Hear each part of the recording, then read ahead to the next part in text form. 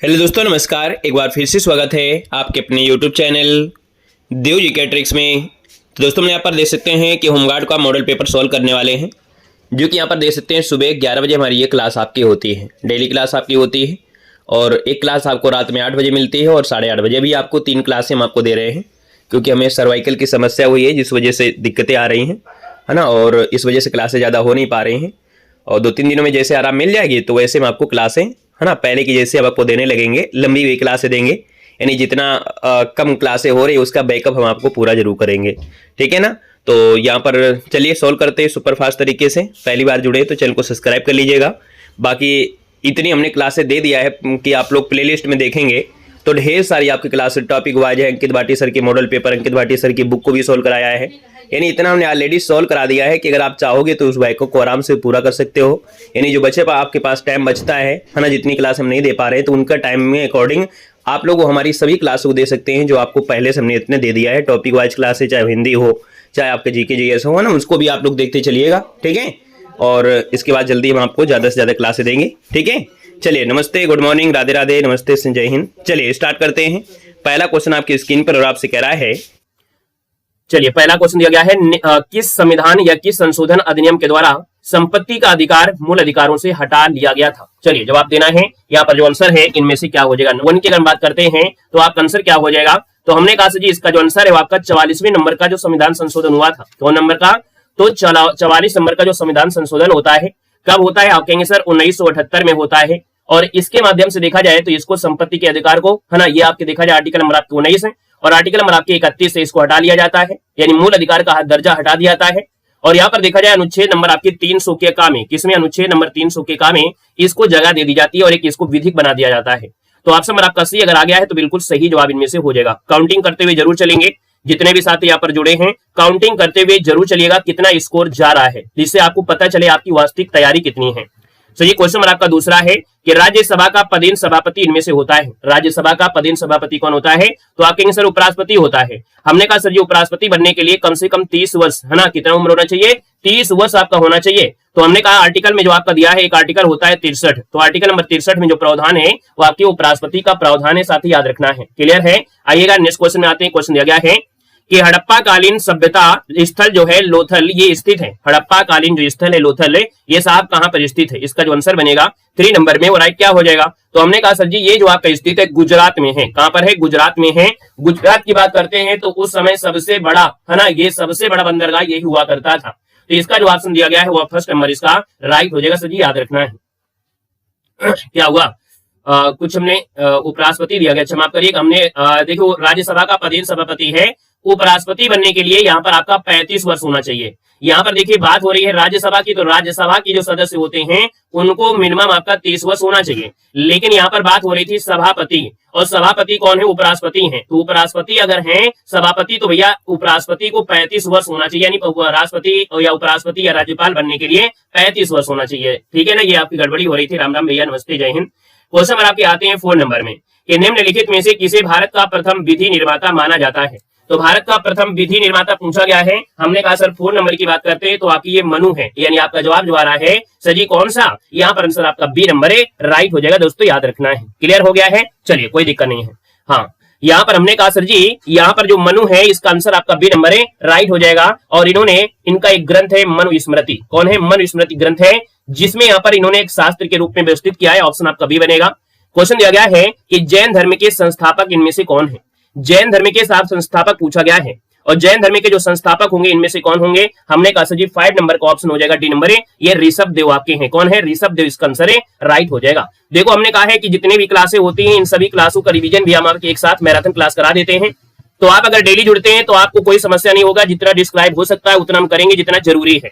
बाकी जब आपका रिवीजन होती है तो रिवीजन के समय बिल्कुल स्पीड के साथ बढ़ा जाता है, इसलिए प्रयास आप करा करें डेली जुड़ने का, ठीक है, ताकि रिवीजन भी आपका होता रहे। साथ ही यहाँ पर हमने एक बात बताया कि जैन धर्म के संस्थापक पूछा गया है तो आप कहेंगे सर ऋषभ देव आपके हैं। ऋषभ देव को सर हम लोग आदिनाथ कहते हैं। और आदिनाथ की अगर हम बात कर लेते हैं यहाँ पर आपके पहले थे। वहीं पर महावीर स्वामी आपसे पूछा जाता है तो सर आपके कौन नंबर के थे, आपकी 24वें नंबर के थे और अंतिम थे। वहीं पर जो पार्श्वनाथ है वो आपके 23वें नंबर के थे। और याद रखना है इनका प्रतीक चिन्ह पूछा जाता है तो सर्प इनका प्रतीक चिन्ह हो जाता है। क्लियर हो गया है। चलिए सर जी आगे बढ़ते। क्वेश्चन दिया गया है कि निम्नलिखित में से किसे एशिया के ज्योतिपुंज के तौर पर जाना जाता है। ये आपका कह सकते हैं होमगार्ड की क्लास है ना। और होमगार्ड की क्लास की बात करते हैं तो हम होमगार्ड का लेवल ही लेकर आते हैं। बाकी हमने कहा भी है कि हम आपको वही लेवल देते हैं जो आपका लेवल है।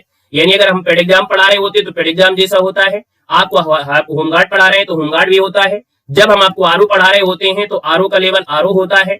आपको यहाँ पर देखा जाए असिस्टेंट की तैयारी जब करा रहे होते हैं तो उसका आपका लेवल होता है।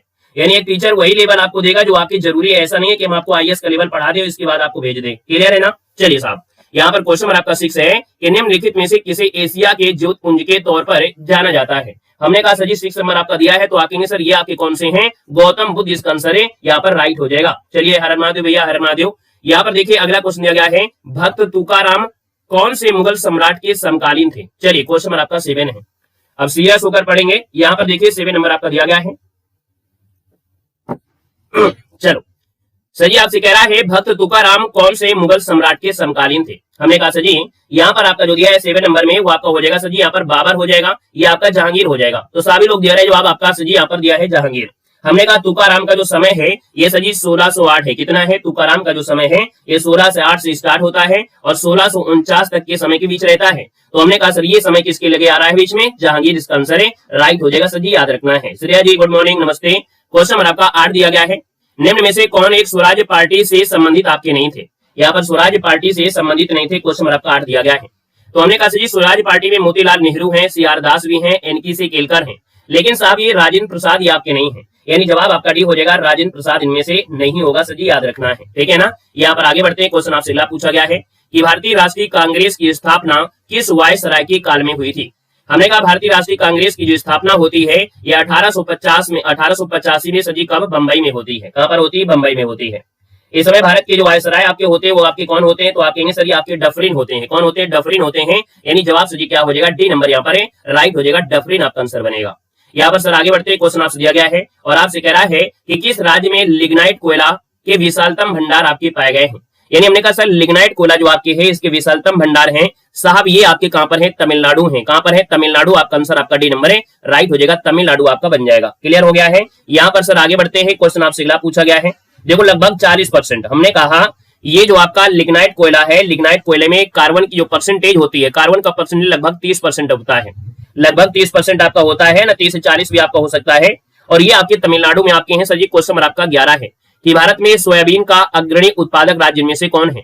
हमने कहा भारत में सोया प्रदेश के नाम से सर किसको जानते हैं, तो सोया प्रदेश के नाम से जानते हैं आपके मध्य प्रदेश को। यानी 50% से ज्यादा जो आपका सोयाबीन होता है वो सर जी मध्य प्रदेश में होता है। यानी जवाब सर जी आपका डी नंबर है, यहाँ पर राइट हो जाएगा। आइएगा नेक्स्ट क्वेश्चन दिया गया है कि निम्नलिखित में से भारत की सबसे बड़ी जनजाति इनमें से कौन है। भारत की सबसे बड़ी जनजाति आपकी कौन सी है। क्वेश्चन नंबर आपका 12 दिया गया है। तो हमने कहा सर भारत की सबसे बड़ी जनजाति इनमें से क्या बनेगी 12 नंबर में, तो आप कहेंगे सर यहाँ पर देखा जाए तो आपकी ये भील जनजाति है, भील जनजाति। लेकिन जब भी हम कभी बात करते हैं कि सर जी आपकी मध्य प्रदेश में आपकी कौन सी है, तब हम लोग यहाँ पर गोंड की बात करते हैं, क्योंकि भील जनजाति आपकी मध्य प्रदेश में भी है, आपके महाराष्ट्र में भी है और आपके राजस्थान में भी निवास करती है। तो ये क्वेश्चन आपको कभी कभी डाउट पैदा कर देता है, क्योंकि आप लोग कहीं कहीं गोंड पढ़ लिए होंगे, लेकिन सही आपका जो 2011 के अकॉर्डिंग है वो सर जी भील जनजाति है, याद रखना है।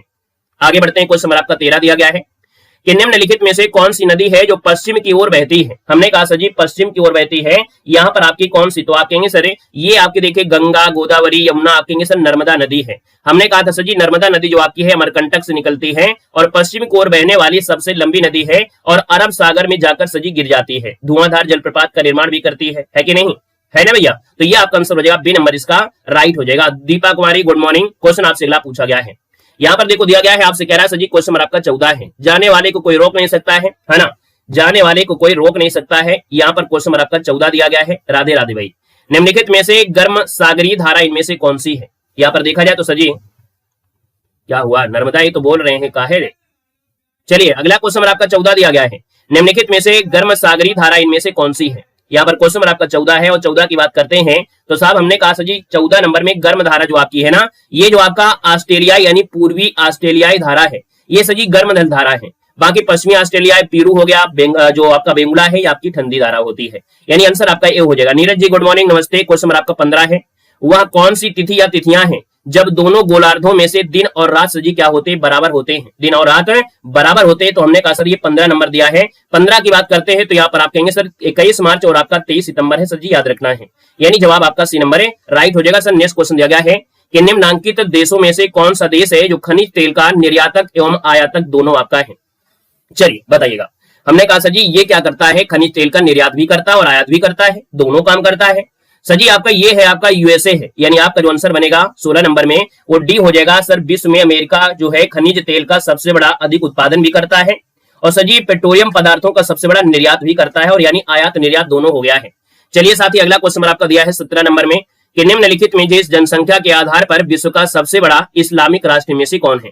यानी अगर हम बात कर लेते हैं सर जी जनसंख्या के हिसाब से, तो जनसंख्या के हिसाब से सबसे बड़ा इस्लामिक राष्ट्र जो आपका है इनमें से कौन हो जाएगा। तो हमने कहा सर ये आपका इंडोनेशिया है। अगर आप ऑप्शन दे रहे हैं सर जी यहाँ पर सी नंबर इंडोनेशिया, तो आपका जवाब बिल्कुल सही जवाब हो जाएगा सर जी, याद रखना है ना। लगभग देखा जाए तो काफी जनसंख्या यहाँ पर है जो आपकी है वो मुस्लिम आपकी जनसंख्या है। यहाँ पर सर आगे बढ़ते क्वेश्चन दिया गया है कि प्रत्यावर्ती धारा को दिष्ट धारा में परिवर्तित करने वाली युक्ति इनमें से कहते हैं। यानी आपकी प्रत्यावर्ती धारा है इसको डिष्ट धारा में करना है, यानी जो आपकी डीसी एसी होती है, एसी को सजी डीसी में अगर कन्वर्ट करना है तो एसी को डीसी में कन्वर्ट करने के लिए साहब याद रखना यह आपको होता है रेक्टिफायर। क्या होता है सर जी, कौन सी डिवाइस होती है, रेक्टिफायर डिवाइस होती है, यानी आंसर आपका डी नंबर है राइट हो जाएगा। आगे बढ़ते हैं क्वेश्चन आपका 19 दिया गया है कि दुग्ध उत्पादन में उत्तर प्रदेश का भारत में सजी कौन सा स्थान है।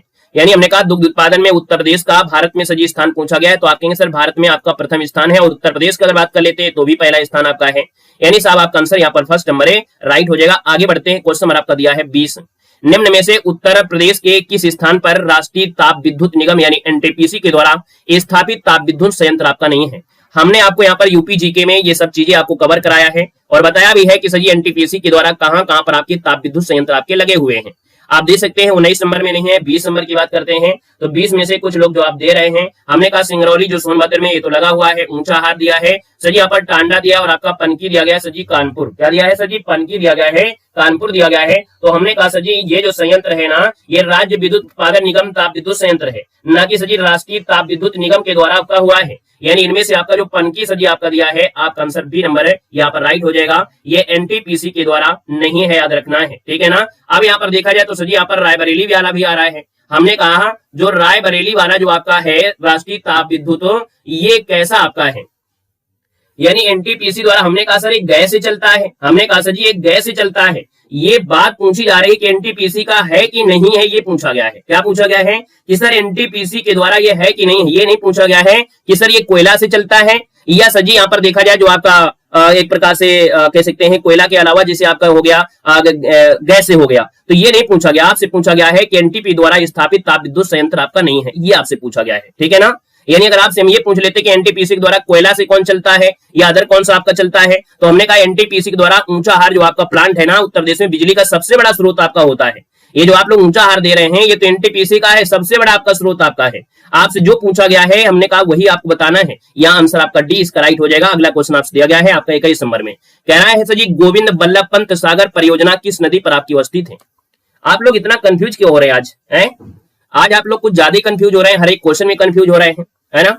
आप लोग कुछ ज्यादा कंफ्यूज हो रहे हैं। क्वेश्चन नंबर आपका 21 दिया गया है, हमने कहा गोविंद बल्लभ पंत सागर परियोजना किस नदी पर आपको अवस्थित है। सर 21 की बात करते हैं तो आप कहेंगे सर ये रिहंद नदी पर है। किस पर है सर, रिहंद नदी पर आपकी है। हमने कहा सर जी देखा जाए ये सोन नदी की एक सहायक नदी है, सोनभद्र जिले में है, तो हमने कहा सर इसका आंसर आपका बी नंबर है राइट हो जाएगा। क्वेश्चन नंबर आपका दिया है 22 नंबर और आपसे कह रहा है कि प्रसिद्ध राम भक्त कवि तुलसीदास की मृत्यु उत्तर प्रदेश के किस जिले में यहाँ पर हुई थी। चलिए वेरी गुड, कोई बात नहीं, ऐसा इसी कंफ्यूजन होते रहते हैं चलते चलते, है ना, कोई दिक्कत नहीं है। अभी नहीं गलती करेंगे तो कब गलती करेंगे, है ना, आने वाले समय में तभी तो सीखेंगे। जब गलती करते हैं तभी तो बच्चा सीखता भी है कि नहीं सीखता है। चलो यहाँ पर देखो हमने कहा राम भक्त कवि तुलसीदास की जो मृत्यु उत्तर प्रदेश के किस जिले में आपकी हुई थी। सर 22 नंबर की बात करते हैं तो आप कहेंगे सर यहाँ पर आंसर आ गया, इसी नंबर है वाराणसी, जिसका ऑप्शन आ रहा है बिल्कुल सही हो जाएगा। वाराणसी में एक घाट पड़ता है 80 घाट, कौन सा है सर जी, 80 घाट। तो हमने कहा सर 80 घाट के निकट इनकी मृत्यु हो जाती है, यानी आंसर आपका सी नंबर है बिल्कुल सही जवाब आ गया है, याद रखना है। भाई आज सेशन को लाइक नहीं किया आप लोगों ने, क्या बात है, भूल गए हैं क्या आप सभी लोग। यानी आज सेशन को लाइक करने के लिए हमें लगता है आप लोग भूल गए हैं, एक बार भूल गए हैं तो सभी लोग सेशन को लाइक कर दीजिए भाई, ठीक है ना। थोड़ा सा सुबह सुबह है ना हर एरिया आ जाए बिल्कुल से जल्दी से, एक बार सभी लोग सेशन को लाइक कर देंगे। क्वेश्चन नंबर आपका 23 दिया गया है, भारत का सर्वाधिक गहराई वाला जो बंदरगाह है, यानी सर्वाधिक गहरा बंदरगाह पूछा गया है, तो हमने कहा सर जी सर्वाधिक गहरा बंदरगाह इनमें से कौन बनेगा, फटाफट बताइएगा। भारत का सर्वाधिक गहराई वाला बंदरगाह इनमें से कौन सा है। बड़ा प्यारा क्वेश्चन दिया गया भाई, यहाँ पर बड़ा प्यारा क्वेश्चन आपका दिया है और आप कहेंगे सर यहाँ पर विशाखापत्तनम तो दिया नहीं है, आप क्या करेंगे। हमने कहा सर जी विशाखापत्तनम में तो दिया नहीं है, विशाखापत्तनम कहां से ढूंढे हम, अब विशाखापत्तनम तो है नहीं है, अगर वो होता तो हम लोग तुरंत लगा देते, क्योंकि विशाखापत्तनम एक प्राकृतिक बंदरगाह है और ये क्या करता है, एक गहरा भी आपका है। हमने कहा सर जी इसके बाद फिर सर जी किसका नाम आएगा, तो इसके बाद जो आपका पारादीप आपका है उड़ीसा में, कौन है, पारादीप उड़ीसा जो आपका हो जाएगा। इसके बाद इसका नाम आता है, पहला स्थान जो भी आपका आता है हमने बताया है कि जो आपका विशाखापत्तनम है, कौन है सर जी, यहाँ पर है विशाखापत्तनम जो आपका दिया गया है वो फर्स्ट में होता है, लेकिन ऑप्शन ही नहीं है आपका है। सर जी आगे बढ़ते हैं, क्वेश्चन आपका 24 है और आपसे कह रहा है निम्नलिखित में से विशालतम हिमनद इनमें से कौन सा है। यानी हमने कहा सर जी सबसे विशालतम हिमनद की बात किया है, तो हिमनद में यहाँ पर देखा जाए तो सर जी हमने कहा सर जी जैसे सियाचिन है, गंगोत्री है, ससाइनी है, जेएमयू है, यानी कई आपके हैं। इनमें से जो आपका 24 नंबर दिया है वो सर जी जो सियाचिन आपका है, हमने कहा सियाचिन कहाँ मिलता है, काराकोरम श्रेणी पर। कहां पर है, तो आपकी काराकोरम जो आपकी श्रेणी है, काराकोरम श्रेणी आपकी है, काराकोरम लिख लीजिए, काराकोरम, काराकोरम जो आपका श्रेणी है वहां पर आपका है। आगे बढ़ते सर अगला क्वेश्चन नंबर आपका दिया है 25 नंबर में। अगला जब क्वेश्चन दिखाई देने लगता है नेक्स्ट स्लाइड में तो ज्यादा ही ये बबलिंग करने लगता है। यहाँ पर सर आते हैं, क्वेश्चन आपका 25 दिया गया है और आपसे कह रहा है कि निम्नलिखित में से यूरोप की तेल राजधानी किसे कहा जाता है। चलिए बताना है कि यूरोप की तेल राजधानी किसे कहा जाता है। चलिए बहुत अच्छे, वेलकम है। हमने कहा सर यूरोप की तेल राजधानी है, 25 नंबर है और आप कहेंगे सर ये आपका है एबरडीन है। क्या है सर जी, एबरडीन को यूरोप की तेल राजधानी कहा जाता है। नोट करिएगा, आंसर आपका बी बनेगा। क्वेश्चन नंबर आपका दिया है 26 और आपसे कह रहा है, हाँ वो क्वेश्चन आपको थोड़ा सा बड़ा किया था। यहाँ पर देखो दिया है एलपीजी सिलेंडर के रिसाव से उत्पन्न दुर्गंध निम्नलिखित में से किसकी कारण होती है। यानी आपके घर में सर यहाँ पर सिलेंडर होगा, देखते होंगे अगर लीक कर रहा है तो आपको महक आ जाती है, और जब महक आ जाती है तो हमने कहा सर जी यहाँ पर देखिए 26 नंबर, 26 को ऑप्शन डी हो जाएगा, एथाइल मरकैप्टन। यानी क्या होता है, एथाइल मरकैप्टन होता है जिसकी वजह से उसमें दुर्गंध समझ में आ जाती है। ऑप्शन आपका डी बनेगा। क्वेश्चन आपका दिया है 27 नंबर में, कह रहा है सुई चुभाने पर निम्नलिखित में से कौन सा अंग दर्द महसूस नहीं करेगा। चलिए बताना है कि सुई चुभाने पर निम्नलिखित में से कौन सा अंग है जो दर्द महसूस नहीं करता है। साथ ही यहाँ पर 27 की बात करते हैं तो 27 नंबर का जो ऑप्शन हो जाएगा सर ये आपका मस्तिष्क होता है। हमने कहा सर जी मस्तिष्क में जो आपकी ग्रंथिकाएं होती हैं, यहाँ पर देखा जाए जब सुई चुभाते हैं या गर्म होता है किसी प्रकार का, वो आपका मस्तिष्क के माध्यम से होता है। सर जी राधे राधे, वेलकम है। क्वेश्चन नंबर आपका 28 है और आपसे कह रहा है कि निम्नलिखित में से किस जंतु में खुर नहीं पाए जाते हैं। यहाँ पर देख सकते हैं किस जंतु में खुर नहीं पाए जाते हैं, 28 नंबर आपको देना है। हमने कहा सर जी हिरण दिया है, जेबरा है, गीदड़ है और घोड़ा है। आप कहेंगे सर जी ऐसा भी क्वेश्चन आपका देखने को मिल जाएगा, तो हमने कहा जरूर मिल सकता है। यहाँ पर हमने कहा सर जी खुर नहीं पाए जाते, जो गीदड़ होता है, कौन, ये गीदड़ के पैर नाखून युक्त होते हैं, गद्दीदार होते हैं, इनमें खुर नहीं होते। यानी गीदड़ का जो पैर होता है उसमें नाखून होंगे और गद्दीदार आपके पैर होते हैं, खुर नहीं पाए जाते हैं, है ना। तो हमने कहा सर जी यहाँ पर देखा जाए जो गीदड़ है ये कुत्ते के परिवार का है। कैसा है, तो ये कुत्ते का परिवार का है, यानी जैसे कुत्ते होते हैं ना, कुत्ते के देखे होंगे नाखून होते हैं और नीचे गद्दीदार जैसा बना होता है, तो ये कुत्ते के परिवार का एक प्रजाति आपका है। तो हमने कहा सर जी इसका जो आंसर आपका है वो आपका बी नंबर हो जाएगा। बाकी हिरण, जेबरा, घोड़ा देखे होंगे सर जी, इनके क्या होते हैं, खुर होते हैं। ठीक है, आगे बढ़ते हैं। फलों के मीठे स्वाद का सर जी कारण क्या होता है, तो फलों में मीठा स्वाद होता है, उनमें पाया जाता है फ्रक्टोज, यानी आंसर आपका नंबर डी हो जाएगा। हमने कहा सर जी जो आपका शहद होता है ना, शहद ये विश्व में एक ऐसा मात्र ऐसा प्राकृतिक आपका है बहुलक है जो सबसे ज्यादा मीठा होता है, जो प्रकृति में पाया जाता है। यहाँ पर सर आगे बढ़ते क्वेश्चन आपका 30 है, निम्नलिखित में से कौन सा एक पदार्थ है जो प्राकृतिक बहुलक है। हमने कहा सर जी प्राकृतिक बहुलक पूछा गया है, यानी प्रकृति में आपको मिलेगा। तो यहाँ पर देखिए 30 नंबर में आप कहेंगे सर प्राकृतिक बहुलक की बात किया है, तो आप कहेंगे सर ये जो आपका रेशम है, हमने कहा जो रेशम है ये सर जी कैसा है, ये प्राकृतिक बहुलक है। बाकी अदर जो चीजें हैं वो सर जी कैसे हैं, वो बनाई गई हैं किसी न किसी केमिकल रिएक्शन के माध्यम से, तो आपका आंसर हो जाएगा बी के साथ बनेगा। साथ ही अगला क्वेश्चन आपके 31 और आपसे कह रहा है निम्नलिखित में से कौन सा ईंधन है जो न्यूनतम पर्यावरणीय प्रदूषण उत्पन्न करेगा। हमने कहा सर 31 की बात कर लेते हैं, तो आप कहेंगे सर यहाँ पर हाइड्रोजन, डीजल, मिट्टी का तेल, कोयला है, तो आप कहेंगे सर ये हाइड्रोजन जो आपका है ये न्यूनतम पर्यावरण प्रदूषण करेगा, यानी फर्स्ट नंबर इसका राइट हो जाएगा। साथ ही अगला क्वेश्चन आपका 32 दिया है और आपसे कह रहा है कि निम्नलिखित में से किसका मस्तिष्क उसके शरीर के अनुपात में से सबसे बड़ा होता है। यानी हमने कहा सर जी इसका जो मस्तिष्क होता है ना, इसके शरीर के अनुपात के हिसाब से सबसे बड़ा होगा। यहाँ पर 32 की बात करते हैं तो 32 नंबर में क्या हो जाएगा सर, यहाँ पर देखिए आपसे दिया है चींटी, हाथी, डॉल्फिन और मानव। तो आप कहेंगे सर ये जो आपका चींटी है ना, चींटी का जो मस्तिष्क होता है इसके शरीर के हिसाब से देखा जाए तो बड़ा होता है, यानी जवाब सर जी क्या हो जाएगा, फर्स्ट नंबर इसका राइट हो जाएगा। इसी की जगह कभी कभी आ जाता है दीमक भी मिल जाता है, तो साथ ही इसका आंसर आपको देना है ए नंबर देना है, हाथी मत दीजिएगा। ठीक है, आइएगा नेक्स्ट क्वेश्चन दिया गया है, आपसे कह रहा है मोबाइल चार्जर जो होता है वो क्या होता है। मोबाइल का जो सजी चार्जर होता है ये क्या होता है, तो मोबाइल का चार्जर देखा जाए तो ये सर जी क्या करता है, एक अपचयी ट्रांसफार्मर होता है। क्या होता है सर जी, ये एक अपचयी ट्रांसफार्मर होता है, यानी हमने कहा सर जी स्टेप डाउन जिसको कहते हैं, यानी फोन ठीक से काम कर सके, ये एक प्रकार से होता है जो डीसी में बदलकर उसको चार्ज करता रहता है। तो हमने कहा सर जी इसके लिए आपका जरूरत होती है 220 वोल्ट लगभग आपका होता है। तो हमने कहा सर जी क्या होती है, इनको स्टेप डाउन कहते हैं। अपचयी मतलब होता है डाउन। अभी समझिए पहली बार ये क्वेश्चन पढ़ रहे हैं तो दिक्कत हो रही होगी। हमने कहा सर जी एसी से डीसी बदल देते हैं। हमने कहा 220 वोल्ट का एसी हो गया, इसको लगभग 5 वोल्ट के डीसी में बदलने के कार्य जो करता है वो अपचयी करते हैं। तो सर जी आपका आंसर डी हो जाएगा। राधे राधे भैया, राधे राधे। क्वेश्चन नंबर आपका 34 दिया है और आपसे कह रहा है कि निम्नलिखित में से भारत में स्थापित प्रथम राष्ट्रीय उद्यान इनमें से कौन सा था। चलिए बहुत प्यारा सा क्वेश्चन दिया गया है। सर जी यहाँ पर देखा जाए तो आपका आंसर क्या है, कह रहे हैं हमको लगता है सर जी हाथी होगा। हाथी का शरीर और दिमाग देखा है? देखा है कि नहीं देखा? अगर आपको हाथी भी ना दिखाई दे तो हमसे चश्मा बनवा लीजिएगा, आपको पता चल जाएगा कि हाथी का दिमाग यानी बड़ा होता है या कह सकते हैं सर जो होता है बड़ा होता है कि शरीर बड़ा होता है, हमसे चश्मा बनवा लीजिएगा।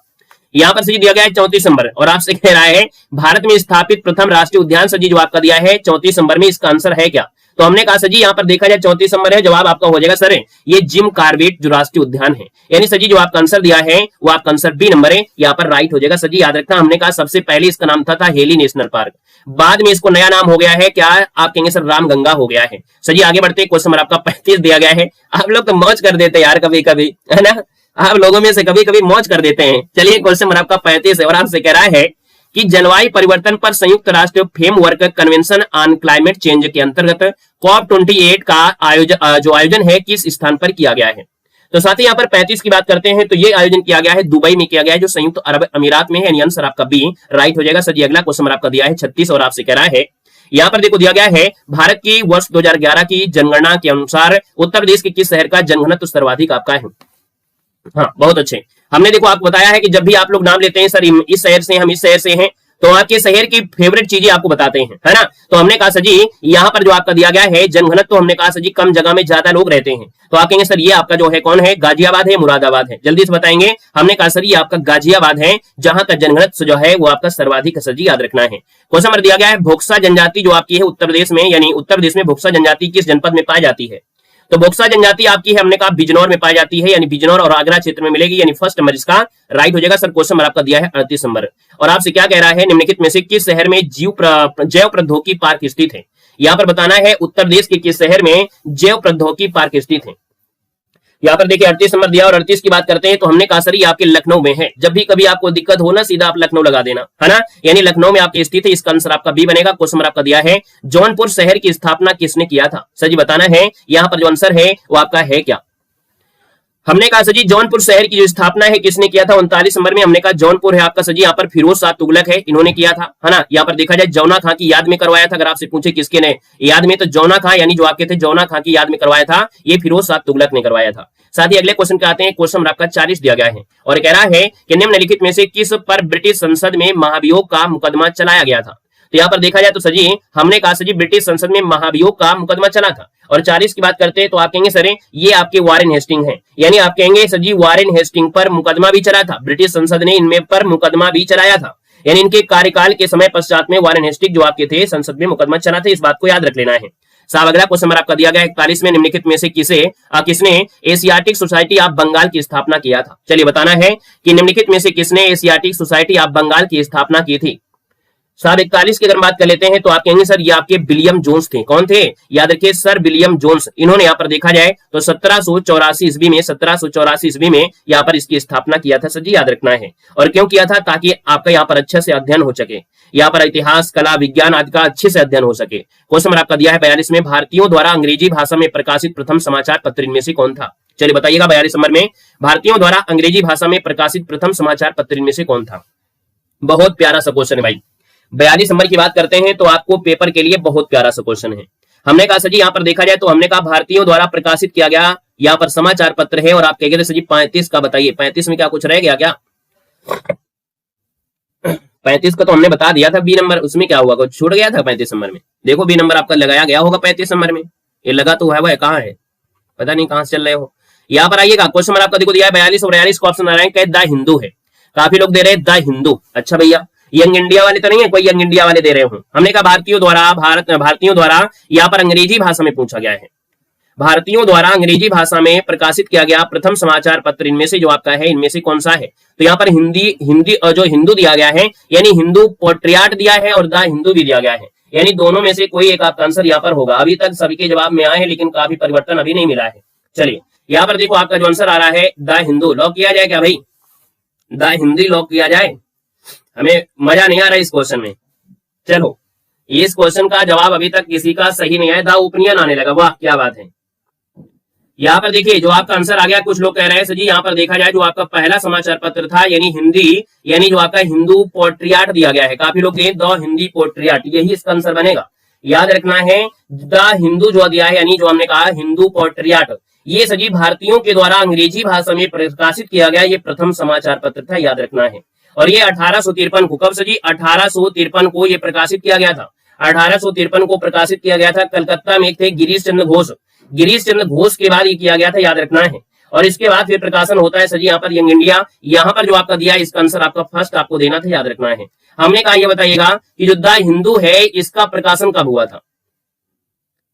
हमने कहा सर जी अगर आपसे पूछे कि यहाँ पर जो दिया है द हिंदू दिया गया है, द हिंदू, अगर ये बोल देता कि द हिंदू का प्रकाशन जो हुआ था ये कब हुआ था, तो डेट यहाँ पर देखो हमने डेट इसकी लिख दिया है, जो आपका ये दिया गया है डेट इसकी हमने लिख दिया है। लेकिन इसका जो आपका होता है सर जी 78 में हुआ था। कब हुआ था? ये 1878 में हुआ था। अब आप बताओ सर जी, अब आप बताओ ये 1878 पहले मिलेगा कि 1853 पहले मिलेगा? तो आप कहेंगे सर ये आपका हिंदू पोट्रियाट पहले मिल रहा है, यानी आंसर आपका फर्स्ट हो जाएगा। क्लियर हो गया है? स्क्रीनशॉट ले लीजिएगा। गुड मॉर्निंग, नमस्ते। क्वेश्चन नंबर आपका 43 है।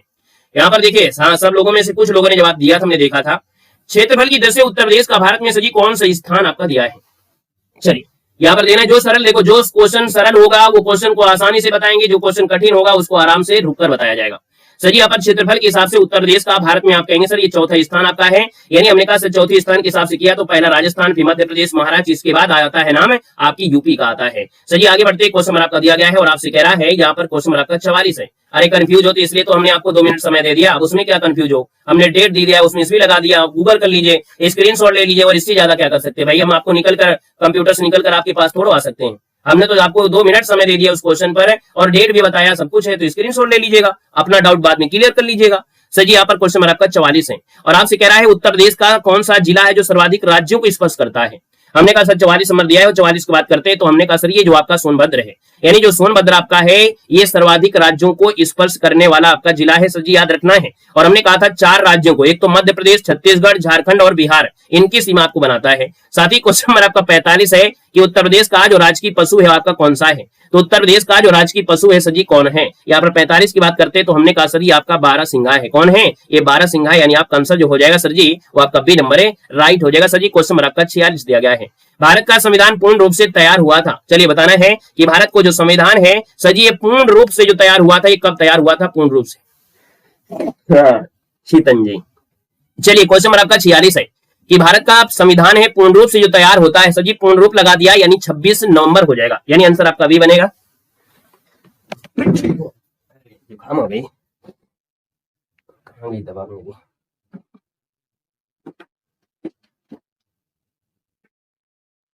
चलिए आप लोग उसका जवाब दीजिए तब तक।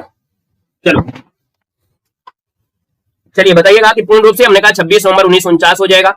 हमने कहा सर जी यहाँ पर देखा जाए 26 नवंबर 1949 को पूर्ण रूप से तैयार हुआ, बनकर तैयार हुआ, अंगीकृत हुआ, यानी इस प्रकार से होता है। सर जी जब लागू हुआ अगर लिख दे, अगर बोल दे कि लागू कब हुआ था तो लागू होता है 26 जनवरी 1950 को होता है, ठीक है ना। आगे बढ़ते सर क्वेश्चन नंबर आपका अगला देखो, अब आप लोगों में से किसी का जवाब 50 भी आया है, तो हमने कहा कि सर जी जब लागू हुआ लग दे, लागू लिख दे तभी आपको 26 जनवरी 1950 देना है।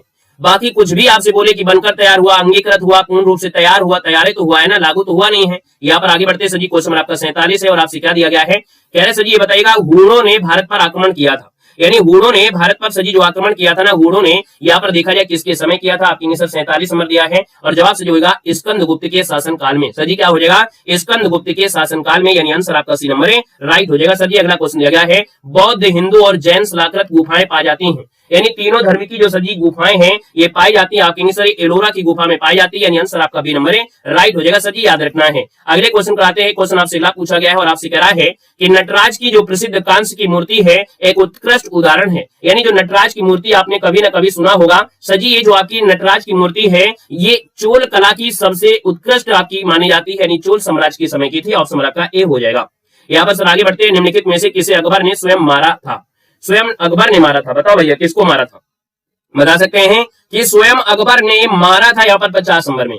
तो साहब याद रखना ये आपके थे अधम खां। कौन थे सर जी? अधम खां थे, यानी अधम खां को सर जी इन्होंने स्वयं मारा था। ये अधम खां यानी हमने कहा ये सर वजीर थे, यानी वजीर ए आजम कहते हैं। और ये प्रधानमंत्री हुआ करते थे, अकबर के समय के प्रधानमंत्री होते थे, अतगा खांसी जो आपके थे। तो सर जी इसका आंसर आपका ए नंबर इसका राइट हो जाएगा। चलिए आगे बढ़ते हैं। क्वेश्चन आपका दिया है 51 में और आपसे करा है निम्नलिखित में से किसने भारतीय कुतुब मीनार प्रसिद्ध कुतुब मीनार के निर्माण में योगदान नहीं दिया था। सर जी यहाँ पर देखा जाए योगदान नहीं दिया, हमने कहा देखिए कुतुबुद्दीन ऐबक ने तो भैया इसकी नींव डाली थी, इल्तुतमिश ने तो पूरा करवाया था, गयासुद्दीन तुगलक है और फिरोज शाह ने 5वीं मंजिल बनाया। तो आगे सर इसका आंसर आपका सी नंबर है यहाँ पर राइट हो जाएगा। सर जी याद रखना है, क्लियर हो गया है। आइएगा सर नेक्स्ट क्वेश्चन दिया गया है जयपुर के महाराजा सवाई जयसिंह ने वेधशाला नहीं बनवाई थी। ये आज का पेपर आपके यूपीपी के अकॉर्डिंग आपका है, यानी यूपीपी में जैसे आपके प्रश्न आपके होते थे आए थे, हमने प्रयास किया वैसे ही आपके क्वेश्चन यहाँ पर मिले। तो सर जी हमने कहा सर जी 52 नंबर का ऑप्शन आपका हो जाएगा, इलाहाबाद में नहीं बनवाया था। इलाहाबाद में इन्होंने नहीं बनवाया था, याद रखना। इन्होंने मथुरा में, उज्जैन में, जयपुर में, वाराणसी में और दिल्ली में, जो दिल्ली में जंतर मंतर है, 5 वेधशालाएं बनवाया था। इसको भी आपको याद रख लेना है। साथ ही अगला क्वेश्चन आपका दिया है 53 और आपसे कह रहा है कि निम्नलिखित में से कौन सा एक उद्योग है भारत के लिए सबसे अधिक विदेशी मुद्रा कमाता है। यानी सबसे अधिक विदेशी मुद्रा जो सजी कमाता है इनमें से 53 नंबर में आप कहेंगे सर ये सजी जो आपका है कह रहा है सजी कौन सा उद्योग भारत के लिए सबसे अधिक विदेशी मुद्रा कमाता है। चाय दिया है, यहाँ पर देखा जूट दिया है, लौ इस्पात दिया है और चीनी दिया है। यानी यहाँ पर सजी 53 नंबर की बात करते हैं तो कौन सा होगा, बड़ा प्यारा सा क्वेश्चन आ गया भाई। यानी 53 नंबर का जो जवाब है बड़ा प्यारा सा क्वेश्चन है।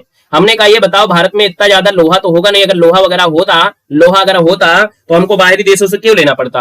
तो याद रखिए जो चाय होती है भैया, चाय अपने यहाँ पर देखो हमने कहा सजी होने को तो जूट भी होता है, भारत में होने को तो जूट भी होता है, लेकिन इसकी खपत कर लेते हैं अपने यहाँ सजी, इसकी खपत हो जाती है तो इसको बेच नहीं पाते हैं। तो सजी ये जो चाय होती है सजी खपत अपने यहाँ उतनी कम है, इसको बेच ज्यादा लेते हैं। तो साहब ये हो जाएगा चाय, इसका आंसर आपका बनेगा, याद रखना है। रानी लक्ष्मीबाई बांध जो अवस्थित हुआ कि कहां पर है, तो रानी लक्ष्मीबाई बांध आपका बेतवा नदी पर है। आपका आंसर सजी क्या होगा, ए नंबर इसका राइट हो जाएगा, ए नंबर आपका बनेगा। सजी आगे बढ़ते हैं। क्वेश्चन नंबर दिया है वैश्विक तापन के लिए सर्वाधिक उत्तरदायी गैसें कौन सी हैं। यानी जिसको बोलते हैं आप लोग ग्लोबल वार्मिंग, क्या बोलते हैं सर जी, ग्लोबल वार्मिंग कहते हैं। और हमने कहा सर जी जो ग्लोबल वार्मिंग होता है उसके लिए जो उत्तरदायी गैसें आपकी होती हैं, हमने कहा जैसे आपका CO2 गैस आपकी हो गई, हमने कहा सर जी जैसे आपकी CO2 यानी कार्बन डाइऑक्साइड हो गया, मीथेन गैस आपकी हो गई, यानी पहला ही ऑप्शन में से क्या होगा सर, राइट हो जाएगा। CFC गैस भी आपकी होती है। क्वेश्चन दिया गया है वन अनुसंधान कहां पर है, हमने कहा वन होना चाहिए हरे भरे, और हरा भरा है तो हमने कहा सर जी यहाँ पर देखिए हरा भरा कहां पर है, थोड़ा छोटा कर लेते हैं, पीडीएफ को थोड़ा सा यहाँ पर स्क्रीन में छोटा कर लेते हैं। हमने कहा वन होते हैं हरे भरे, तो हमने कहा वन आपके हरे हैं और हरे हैं तो ऑप्शन देहरादून हो जाएगा, देहरादून बन जाएगा। क्वेश्चन आपसे अगला पूछा गया है कि किस राज्य का 90% से अधिक क्षेत्र वन से आच्छादित है। यहाँ पर देखा जाए तो 90% क्षेत्र में सिर्फ और सिर्फ वन ही है। हमने कहा सर जी ये जो आपका है ना अरुणाचल प्रदेश आपका इनमें से है जहां 90% से अधिक आपका वन से ढका हुआ है। ऑप्शन नंबर आपका फर्स्ट बनेगा।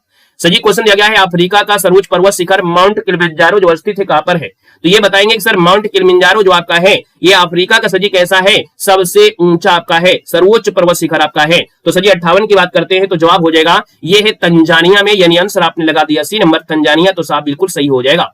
दिया गया है इनुइट दिया है, क्या दिया देखो भैया एक नया क्वेश्चन आपके सामने है और आपसे कह रहा है इनुइट लोग नहीं पाए जाते हैं, इनुइट लोग नहीं पाए जाते हैं। यानी ये सभी देखा जाए तो आपका आंसर इनमें से होगा क्या, चलिए यहाँ पर देखा जाए तो आपका आंसर इनमें से राइट क्या हो जाएगा ये आपको देना है।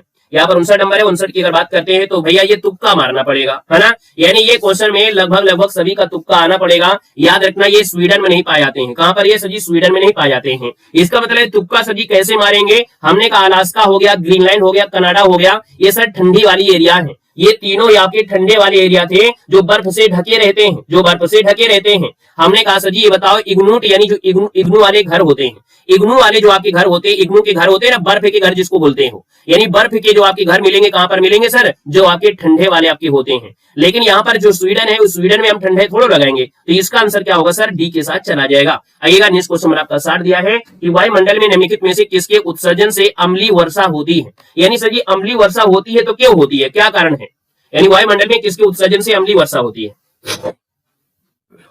हाँ बहुत अच्छे, वेरी गुड। 60 नंबर दिया है, हमने कहा 60 नंबर की बात करते हैं तो सर जी वायुमंडल में नाइट्रोजन गैस तो है ही है, यानी नाइट्रोजन ऑक्सीजन के साथ मिल जाती है, नाइट्रोजन ऑक्साइड हो गई, साथ में जब सल्फर मिल जाती है तो सर जी जब सल्फर और नाइट्रोजन ऑक्साइड मिलता है तो ये सर जी क्या करता है, अम्लीय वर्षा करा देता है। यानी सर पहला ऑप्शन में से फर्स्ट नंबर इसका राइट हो जाएगा। अब आप CO2 मत लगा देना, CO2 तो आपके घर में कोयला जलाने से होगा तो क्या बारिश होने लगती है क्या भाई, बारिश होने लगती है, नहीं होने लगती है कि नहीं। तो इसका क्या हो जाएगा, नाइट्रोजन वायुमंडल में पाई जाती है और ऑक्सीजन भी मिल जाती है, जब ये सल्फर के साथ क्रिया करती है तो सर जी क्या होती है, यहाँ पर अम्लीय वर्षा बना देती है। आगे बढ़ते हैं, क्वेश्चन नंबर दिया गया है कि विद्युत बल्ब के अंदर कौन सी गैस होती है, विद्युत बल्ब के अंदर कौन सी गैस होती है। आप कहेंगे सर यहाँ पर देखो विद्युत बल्ब में हमको लग रहा है कि यहाँ पर ऑक्सीजन होती है क्या। अब आप लोगों में से कुछ लोग जवाब दे भी रहे, क्या बात है, हमने कहा विद्युत बल्ब के अंदर कौन सी गैस होती है?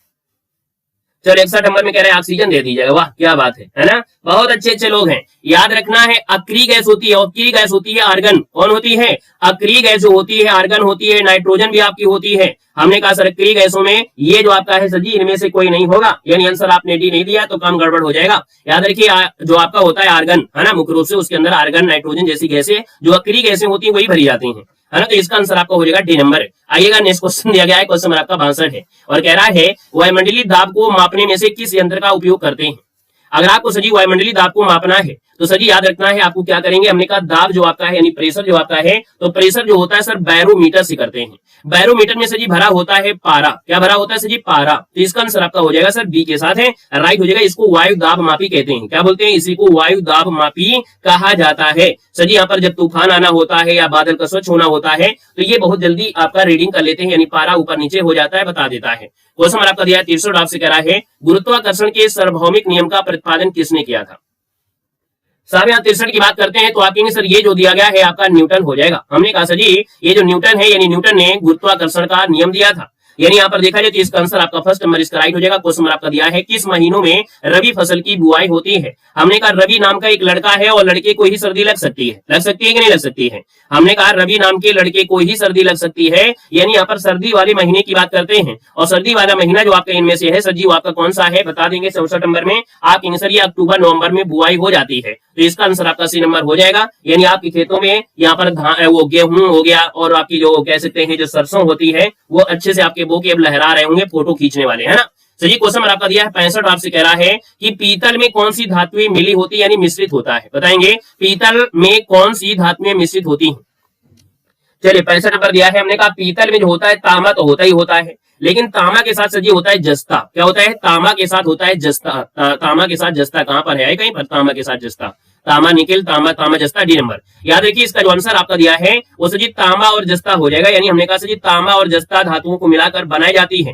तांबे की मात्रा सजी ज्यादा होती है, जस्ते की मात्रा सजी क्या होती है? कम होती है। तो इसका जो आपका आंसर हो जाएगा सर डी के साथ राइट हो जाएगा। स्क्रीनशॉट ले लीजिएगा, जल्दी से इसमें गड़बड़ी नहीं करिए। अगर आपसे बोल देता कि तांबा और निकेल को मिलाने से कौन सी मिश्र धातु बनती है, मतलब हमने कहा अगर तांबा और निकेल को मिला देते सर जी तो भी बन जाती है। यहाँ पर एक प्रकार से वो मिश्रण आपका होता है, एक प्रोपेल के नाम से जाना जाता है। अभी आपको वो भी मिल जाएगा, यानी जिसमें जंग नहीं लगती है, उसमें सर जी जंग नहीं लगती है। तो इसका आंसर जो आपका होगा वो डी के साथ यहाँ पर कर देना है, राइट हो जाएगा। आइएगा नेक्स्ट क्वेश्चन दिया गया है जनगणना 2011 के अनुसार किस राज्य की साक्षरता दर सबसे अधिक आपकी है, यानी सबसे ज्यादा अधिक साक्षरता है? आप कहेंगे सर जी ये केरला हो जाएगा, यानी आंसर आपका हो जाएगा करेला। ये भैया आपका क्या है? साक्षरता बिल्कुल सही हो जाएगा।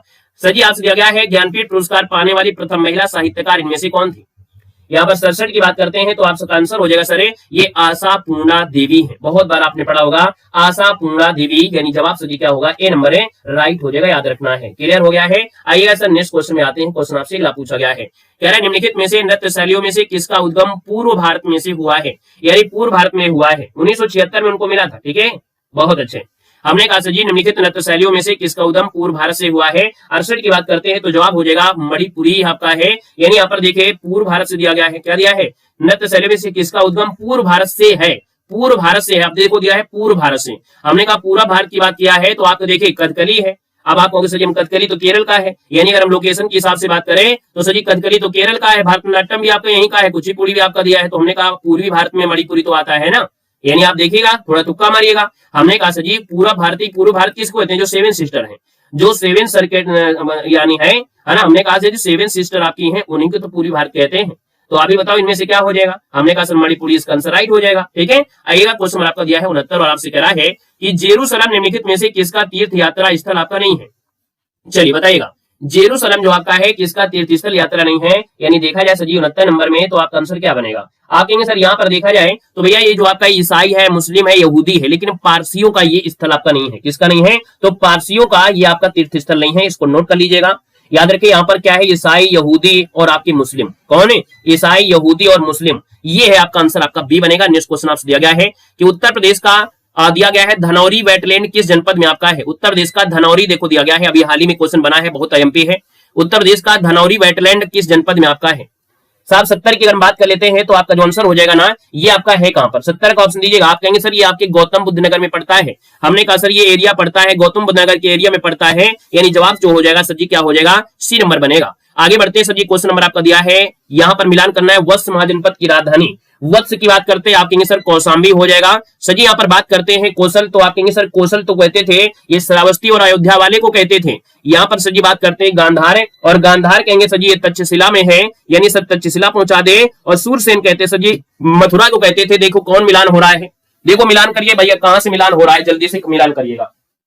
चलिए हमने कहा सर जी मिलान अगर हमने कर दिया है, यानी अगर मिलान आपका हो गया है तो भैया आप लोग जवाब सही को दे दिया, यानी बी नंबर इसका शायद बन गया है। आगे बढ़ते हैं कि ब्राह्मणों पर भी जजिया कर लगाने वाला दिल्ली का जो सुल्तान था कौन था। हमने कहा सर जी इसने ब्राह्मणों पर भी नहीं छोड़ा, क्योंकि ये जो आपका जजिया कर है हिंदुओं से लेते थे, लेकिन ये जजिया कर सर जी ब्राह्मणों से भी लिया। और साहब ये आपके हैं कौन है, तो आप कहेंगे सर ये फिरोज शाह तुगलक हैं, यानी जवाब सर जी बी के साथ राइट हो जाएगा। किस दिल्ली सुल्तान ने कठोर नीति अपनाई थी, किस दिल्ली के सुल्तान ने कठोर नीतियां अपनाई थी, यानी रक्त और लौह की नीति है ना, रक्त और लौह की नीति, सिद्धा और पैबोज की नीतियां ये साहब लगाया था किसने, तो आप कहेंगे सर बलबन ने लगाया था, यानी अपने आप को ये सर जी महान एक समझता था, भगवान से तुलना करता था।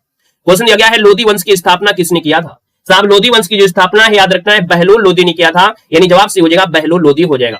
सर जी पाकिस्तान नाम किसने दिया था, सबसे पहले पाकिस्तान का जो नाम दिया वो चौधरी रहमत अली ने दिया था, यानी जवाब डी हो जाएगा चौधरी रहमत अली, जिसका ऑप्शन है बिल्कुल सही हो जाएगा, याद रखना है। क्वेश्चन दिया गया है हमारा राष्ट्रीय गीत है सर जी कहां से संकलित किया गया है, तो राष्ट्रीय गीत आपका जो दिया गया है ना ये आपका है क्या सर जी, तो आप कहेंगे सर ये है आपका आनंद मठ से है, यानी कहां से है, तो आनंद मठ से इसका आंसर राइट हो जाएगा, आनंद मठ हो जाएगा, याद रखना है। क्वेश्चन दिया गया गुप्त काल में किस धातु के सर्वाधिक सिक्के जारी किए गए थे, तो गुप्त काल में सर्वाधिक सिक्के जो आपके जारी हुए थे साहब याद रखना है ये आपके स्वर्ण आपके हैं, यानी स्वर्ण मुद्रा आपकी हुई थी, याद रखना है। सर्वाधिक स्वर्ण जो स्वर्ण के सिक्के यानी शुद्ध सोने के सिक्के बोला जाए तो कुषाण काल में भीम कटफिसिस के कम, जो भीम कटफिसिस है उसके समय आपके आए थे जो शुद्ध सोने के सिक्के जो ज्यादा थे। सर जी क्वेश्चन दिया गया है कि कसीदादार जो आपकी चिकनकारी है सर जो आपकी जो शैली है वो आपकी प्रसिद्ध है। हमने कहा चिकनकारी की बात किया है तो चिकनकारी आप कहेंगे सीधा की बात है सर ये आपके लखनऊ में है। हमने कहा चिकनकारी का नाम ले लेता है यानी सर ये लखनऊ में है, यानी जवाब सर जी क्या होगा डी के साथ राइट हो जाएगा। कह रहा है सर जी बलुई पत्थर किसमें रूपांतरित होते हैं। हमने कहा मान लीजिएगा जो बलुआ पत्थर आपका है, बलुआ पत्थर को इतना ज्यादा ताप दे दें, इतना ज्यादा इसको गर्म कर दें और इसमें प्रेशर लगा दें यानी इसमें दाब कर दें तो यही बालू जो आपकी बनेगी एक बन जाएगा क्या, एक बन जाएगा सर जी क्या क्वार्टज हो जाएगा, यानी सर जी यहाँ पर एक क्वार्टज बन जाएगा। तो ये आंसर आपका सी नंबर इसका राइट हो जाएगा। सर जी जो सिलखड़ी होती है यानी चौक जिसको बोलते हैं, अगर इसको ताप और दाब दिया जाए तो ये संगमरमर बन जाता है, अगर इसको रूपांतरित करना पड़े तो सर जी यही बन जाता है संगमरमर बन जाता है, याद रखना है। आइएगा सर नेक्स्ट क्वेश्चन दिया गया है कि समय के संदर्भ में जीएमटी का क्या अर्थ आपका दिया है। आपको हमने बताया था साहब ये बताया था कि समय के संदर्भ में जीएमटी का क्या अर्थ होता है, यानी जीएमटी का मतलब होता है सर जी ग्रीन विच जो मीन टाइम आपका है, ग्रीन विच मीन टाइम जो ग्रीन विच से होकर गुजरने वाली ये प्रधान माध्यान्ह रेखा आपका है सर जी, याद रखना है। आइएगा नेक्स्ट क्वेश्चन दिया गया है कह रहे नक्शों पर क्षेत्रफल मापने के लिए प्रयुक्त यंत्र को सर जी क्या कहते हैं, यानी नक्शों पर दिया है नक्शों पर क्षेत्रफल मापने के लिए प्रयुक्त यंत्र क्या होता है, याद रखिए इसको बोलते हैं प्लेनीमीटर। क्या बोलते हैं इसको सर जी पूछा जाता है, इसको बोलते हैं प्लेनीमीटर कहा जाता है, यानी एक यंत्रिक आपका उपकरण है किसी भी अनेक जो अनियमित आकृति होती है इसकी बाहरी सीमा को ट्रेस कर लेता है और ट्रेस करके उसका पूरा क्षेत्रफल माप लेता है डिजिटल तरीके से। सर जी अगला क्वेश्चन आपका दिया है 82 और आपसे कह रहा है कि लिंग अनुपात का अभिप्राय निम्नलिखित में से किस संदर्भ में महिला संख्या से आपका होता है। हमने कहा जब भी कभी बात होती है लिंगानुपात की तो हमने कहा था कि प्रति 1000 पुरुषों से तुलना होती है, यानी 1000 पुरुषों को लिया जाएगा तो 1000 महिलाओं को लिया जाएगा, है ना। तो ये होती है सर जी क्या परिभाषा, यानी प्रति 1000 पुरुषों की आपकी होती है महिलाओं से जब भी संदर्भ में किया जाता है, यानी प्रति 1000 पुरुषों पर महिलाओं की संख्या, है ना, ऐसे बोल देंगे या हम बोल देंगे कभी कभी 100 महिलाओं पर पुरुषों की संख्या, तो बात तो वही आपकी होती है। इसका आंसर आपका बी के साथ जाएगा। क्वेश्चन दिया गया है अगला, और अगला क्वेश्चन बहुत ही प्यारा है। यहाँ पर देखो दिया गया है ऑपरेशन फ्लड दिया गया है। अब आप ये बताइएगा कि निम्नलिखित में से किस क्रांति की जो गति है ना, इसको तीव्र करने के लिए ऑपरेशन फ्लड आरंभ किया गया था। प्यारा प्यारा क्वेश्चन है। हमने कहा मार्केट में आपके 5 से 6 मॉडल पेपर आपके टहल रहे हैं और 5 से 6 मॉडल पेपर हर एक प्रकाशन यानी हर एक चैनल के पास होगा, लेकिन हम यहाँ पर क्या करते हैं एक तरफ से नहीं पढ़ा देते, एक तरफ से हम क्या करते हैं जो अच्छा होता है मॉडल पेपर वही उठाते हैं जो आपके लेवल का है। सर ये ऑपरेशन फ्लड दिया है और हमने कहा सर ऑपरेशन फ्लड है तो आप कहेंगे सर ये तो दुग्ध उत्पादन से जुड़ा है यानी श्वेत क्रांति से जुड़ा है, यानी आंसर आपका सर बी हो जाएगा। वर्गीज कुरियन जो कि भारत में श्वेत क्रांति के जनक कहे जाते हैं, भारत के दूधवाला कहलाते हैं। सर ये क्वेश्चन दिया है भारतीय संविधान में कितने अनुच्छेद आपके थे, यहाँ पर दिया है तो हमने कहा सर मूल संविधान बोल देता तो बहुत अच्छा हो जाता, यानी मूल संविधान होता तो आप कहेंगे सर 395 आपका आंसर है, राइट हो जाएगा सर। नेक्स्ट क्वेश्चन नंबर दिया है 85 और आपसे कह रहा है कि हमारे संविधान में मूल अधिकार सजी कहां के संविधान से प्रेरित आपके हैं, यानी हमारे सजी जो आपके मूल अधिकार है वो कहां के संविधान से हैं। तो आप कहेंगे सर 85 नंबर की बात करते हैं तो साहब ये संयुक्त राज्य अमेरिका के संविधान से ले गए हैं, यानी मूल अधिकार जो आपके हैं ये भाग 3 में आपके हैं, और भाग 3 में सजी कहां से, तो आपके संयुक्त राज्य अमेरिका से यहाँ पर लिए गए हैं। साहब आगे बढ़ते क्वेश्चन नंबर आपका 86 दिया गया है कि संविधान के संशोधन यानी कौन सा संविधान संशोधन हुआ जो कि प्रस्तावना में 2 या 3 शब्द आपके जोड़े गए थे। हमने कहा 3 शब्द होता है, इसमें 2 ही शब्द है, कोई बात नहीं। समाजवादी, पंथ निरपेक्ष, ये जो आपके सर जी कहेंगे सर ये लघु संविधान संशोधन है, यानी आप कहेंगे सर मिनी कॉन्स्टिट्यूशन के नाम से जानते हैं। 42वें संविधान संशोधन ऑप्शन नंबर आपका सी यहाँ पर राइट हो जाएगा, जो कि आपके 1976 को हुआ था साहब। अगला क्वेश्चन आपसे दिया गया और आपसे कह रहा है वह अधिकतम अवधि कितनी होती है जिस तक संविधान के अनुच्छेद 356 के अधीन राष्ट्रपति द्वारा जारी की गई संसद के द्वारा बढ़ाई गई उद्घोषणा समानता लागू रह सकती है। यानी क्वेश्चन को समझो भाई, ये क्वेश्चन बिना समझ के नहीं जाएगा। हमने कहा सर जी ये 6 माह होता है, यानी बात कह रहा है अनुच्छेद 356, यानी बात हो रही है राष्ट्रपति शासन की। राष्ट्रपति शासन के बारे में कह रहा है कि सर जी ये जो आपका होता है 6 माह होता है, 6 माह तक राष्ट्रपति शासन लगेगा, लेकिन इसमें क्या होता है अगर आगे बढ़ाना है तो इसकी उद्घोषणा हो रहते हुए लागू रहते ही यहाँ पर पास हो जाना चाहिए। तो वही दिया संसद द्वारा बढ़ाई गई उद्घोषणा समानता लागू रह सकती है, तो सजी 6 माह की हो सकती है, याद रखना है। इसके बाद फिर भी अगर ऐसा माहौल बना है तो 6 माह और लगा देंगे, 6 माह करके करके करके 3 साल तक कर सकते हैं, इससे ज्यादा नहीं कर सकते, याद रखना है। साथ ही अगले क्वेश्चन आते हैं सूची फर्स्ट को सूची सेकंड से सुमेलित करना है। सजी आपको यहाँ पर दी गई है कुछ योजना। काम के बदले अनाज एक कार्यक्रम लाया गया था 77 और आपका कहते हैं 78 के समय, यानी हम सजी यहाँ पर इसके साथ लाते हैं इंदिरा आवास योजना लाई गई थी ये 85 और 86 के समय। इंदिरा आवास योजना 85 और 86 के समय, और प्रधानमंत्री रोजगार योजना सजी आई थी ये आपकी 93 में, सजी 1993 में, और अंत्योदय कार्यक्रम जो आया था ये सन 2000 में आया था। यानी इतनी बड़ी बड़ी योजनाएं जो थी ना बहुत पहले की चल रही है, वर्तमान की योजनाएं नहीं है। यहाँ पर 88 की बात करते हैं तो सजी आपका आंसर इनमें से हो जाएगा साहब यहाँ पर 3 4 2 1 आपका बन रहा है, स्क्रीनशॉट ले लीजिए। बहुत प्यारा सा क्वेश्चन आपका है। क्वेश्चन आपसे अगला पूछा गया है और आपसे कह रहा है कि घरेलू विद्युत उपकरणों में प्रयुक्त सुरक्षा फ्यूज तार उस धातु से बनी होती है जिसका, हमने कहा जो फ्यूज तार होते हैं घर पे आप देखे होंगे फ्यूज तार है ना, फ्यूज उड़ गया तो सजी जो फ्यूज उड़ता है वो क्यों उड़ता है, क्योंकि उसका जो कह सकते हैं गलनांक होता है ना कम रखा जाता है, ताकि जैसे लोड बढ़े तो वो तार गल जाए, है ना। और मान लो अगर तार बहुत मोटा लगा दिया जाए तो आप कहोगे सर जी जो हम बना रहे थे मिक्सी चला रहे हैं टीवी तो भैया वो जल्दी जल गई, वो तो टूटा ही नहीं है। इसलिए जो आपका फ्यूज तार होता है वो सजी उसका जो गलनांक होना चाहिए वो सजी क्या होना चाहिए, कम होना चाहिए। प्रतिरोध ज्यादा हो, गलनांक सजी कम हो, यानी आंसर आपका सी नंबर के साथ है, राइट हो जाएगा सर जी, याद रखना है। क्लियर हो गया है, ठीक है ना सर जी। आइएगा सर नेक्स्ट क्वेश्चन का आते हैं। क्वेश्चन आपसे दिया गया है और किससे बना होता है, एक प्रकार से टिन से बना होगा। क्वेश्चन दिया गया ब्रह्मांड में सर्वाधिक मात्रा में कौन सा तत्व पाया जाता है। हमने कहा सर जी ब्रह्मांड की बात किया है ना, तो ब्रह्मांड में वही चीजें होंगी, क्या होंगे, सबसे हल्की गैसें होंगी भाई। ब्रह्मांड में सबसे हल्की गैसें, जैसे पृथ्वी में क्या है, पृथ्वी में भारी चीजें आपको मिल जाएंगी,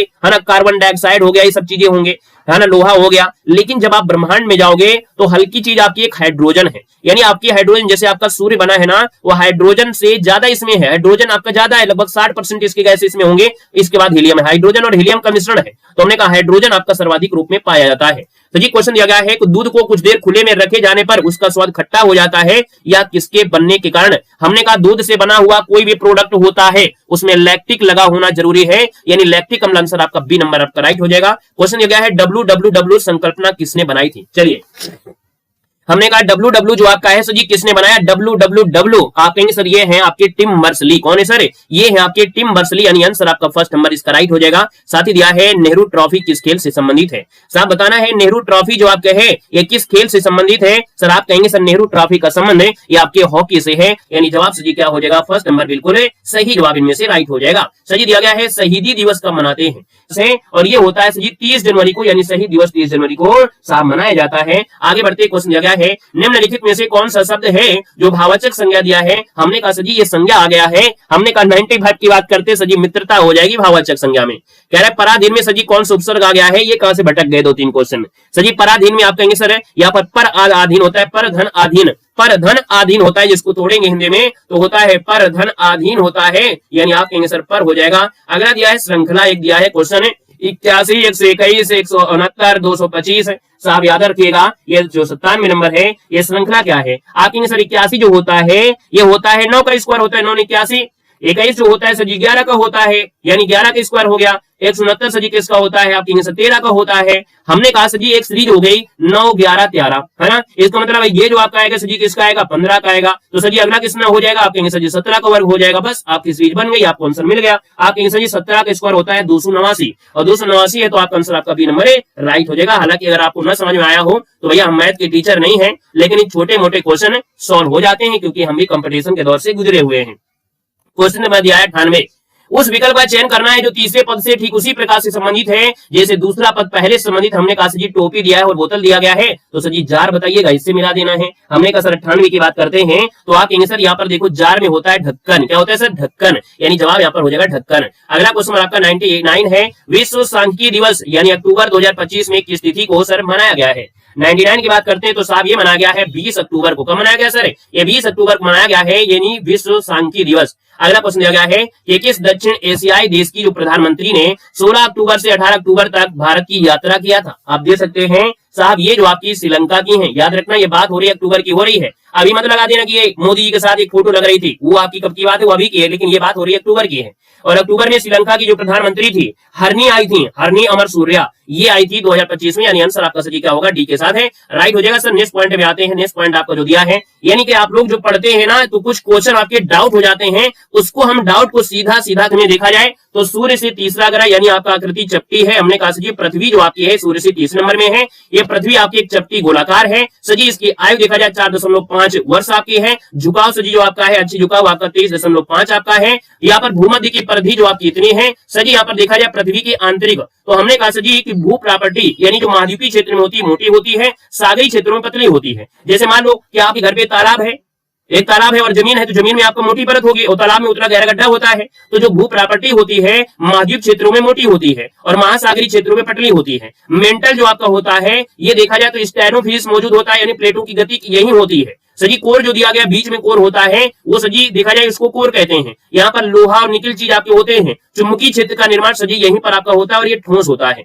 पृथ्वी की गतियां अगर बात करते हैं सजी, घूर्णन गति आपकी देखो 23 घंटा 56 मिनट 4 सेकंड होता है, यानी घूर्णन गति से क्या होते हैं, दिन और रात होते हैं। याद रखिए इसमें कोरियोलिस प्रभाव होता है।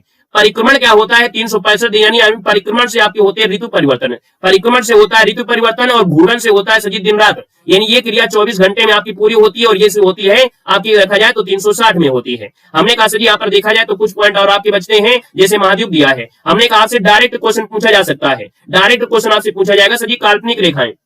हमने कहा सजी ये जो आपकी रेखाएं हैं इन रेखाओं को बोलते हैं हमने कर्क रेखा। तो कर्क रेखाओं की संख्या सजी कितनी होती है, आप कहेंगे सर 181 होती है, यानी जीरो को लगा दिया जाए तो सजी आपका 181 हो जाएगी। हमने कहा सजी ये सॉरी यानी हमने कहा जो आपकी ये रेखा होती है कर्क रेखा बोल दिया हमने, इनको बोलते हैं हम लोग क्या बोलते हैं भाई, कर्क रेखा। तो आपकी ये वाली 23.5 वाली कर्क रेखा है और ये 23.5 वाली आपकी मकर रेखा है। यानी यहाँ पर देखा जाए इनको अक्षांश रेखा बोलते हैं। क्या बोलते हैं सर जी, जो अक्षांश रेखाएं होती हैं अक्षांश रेखा। अभी आपको बहुत चीज बताएंगे, अभी आपको बहुत चीजें बताएंगे, देख लो अभी आपको देखिए यहाँ पर बहुत चीज आपको बताने वाले हैं। हमने बिल्कुल अच्छे अच्छे पॉइंट लिया है जो परीक्षा में आपके सिलेबस में दिए गए हैं।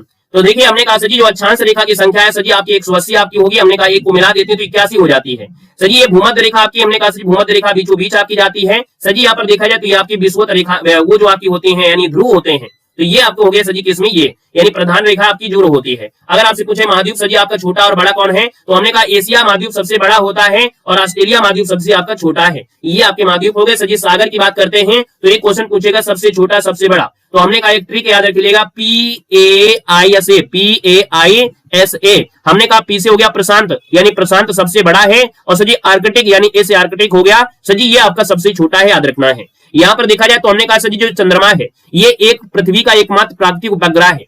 घूर्णन व परिक्रमण समय समान होता है, एक ही पक्ष आपको दिखाई देगा, ऐसे दोनों चिन्ह नहीं दिखाई देंगे। यहाँ पर देखा जाए सजी पृथ्वी का उच्चतम बिंदु क्या है, एवरेस्ट आपका है, निम्नतम आपका है डेड सी आपका है, सबसे गर्म स्थान आपका अल्जीजिया आपका है, सबसे ठंडा आपका दिया है वस्तु को जो आपका अंटार्कटिका है सजी। यहाँ पर आते हैं नेक्स्ट पॉइंट में। नेक्स्ट पॉइंट देखो दिया है भारत की वन्य जीव संरक्षण योजनाएं जो आपकी चल रही है, यानी आपकी चैप्टर में भी आपको मिला होगा कि जंतुओं से रिलेटेड जो आपकी योजनाएं हैं। हमने कहा सजी यहाँ पर देखा जाए कस्तूरी मृग योजना आपकी लाई गई थी। हमने कहा सजी यहाँ पर देखिए जो कस्तूरी मृग परियोजना है 1970 में लाई गई।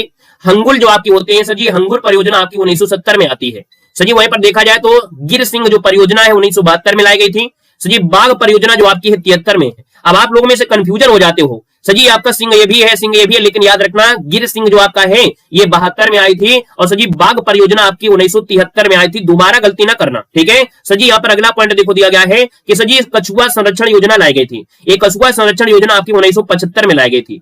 जो सर जी घड़ियाल प्रजनन परियोजना है ये मगरमच्छ यानी सर जी मगरमच्छ वाला जो लाया गया था ये कराया था, इसमें शायद मिट गया है। अब आप लोग बता दो कि घड़ियाल प्रजनन परियोजना सर जी कब लाई गई थी?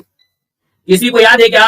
किसी को याद है घड़ियाल परियोजना सर जी 1975 में, याद रखना है 1975 में घड़ियाल प्रजनन परियोजना आपकी लाई गई थी, याद रखना है। उड़ीसा में आपको मिलेगा, उड़ीसा में भितरकनिका है, उड़ीसा का भितरकनिका वो आपको पढ़ाया गया है। सर जी आगे आते हैं, आपसे दिया गया है मणिपुर में, यहाँ दिया गया है मणिपुर थामिनी परियोजना, ये 1977 में लाई गई थी। यहाँ पर देखा जाए दिया गया है कि गैंडा परियोजना, सर गैंडा परियोजना जो आपकी है ये लाई गई थी 1987 में लाई गई थी। सर जी यहाँ पर देखा जाए तो आपसे कहेंगे सर हाथी परियोजना भी आई थी क्या? हमने कहा सर जी जरूर लाई गई थी, यानी हाथी परियोजना जो लाई गई थी 1992 में लाई गई थी, याद रखिएगा ये 1992 में लाई गई थी, याद रखना हाथी परियोजना। सर जी लाल पांडा आप देखे हैं, है ना, आपने देखा होगा, एक नाटक भी आता है, कौन सा आता है उसमें इसको दिखाया गया है। हाँ यहाँ पर दिया है लाल पांडा परियोजना कब लाई गई, तो हमने कहा सर ये लाई गई थी 1996 में लाई गई थी लाल पांडा परियोजना, यानी इसकी शुरुआत तो सर जी 94 में हो गई थी। इसकी शुरुआत सर जी जो आपकी है 1994 में आपकी हुई थी, 1994 में इसकी शुरुआत हुई थी, लेकिन पूर्णता जो आपका आया था इनमें से। यहाँ पर अगर आपका 94 कर दे तो हमें कोई दिक्कत नहीं है, आपका बेस्ट आंसर 94 हम लोग कर देंगे। सर जी यहाँ पर देखो दिया है गिद्ध संरक्षण परियोजना, क्या दिया गया है कि गिद्ध संरक्षण परियोजना सर जी कब आई, तो हमने कहा सर गिद्ध संरक्षण परियोजना है, और ये परियोजना सर जी यहाँ पर कब लाई गई थी एक बार सभी लोग बताएंगे। यहाँ पर दिया है गिद्ध संरक्षण परियोजना, सर जी ये कब लाई गई थी?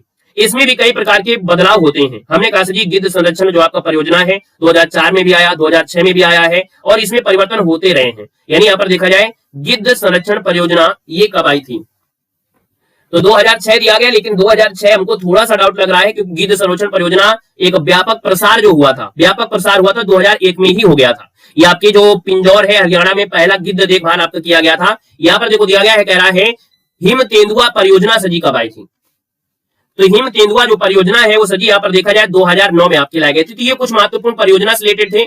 यहाँ पर सजी यहाँ पर देखा जाए तो कुछ आपके महत्वपूर्ण आपके पर्यावरण की जो नीतियां हैं, यानी हमने कहा सर राष्ट्रीय वन नीति आपको देखिए आपकी पहली राष्ट्रीय वन नीति 1992 में लाई गई थी। वन्य जीव संरक्षण हमने कहा सर ये 72 में आपका आया था।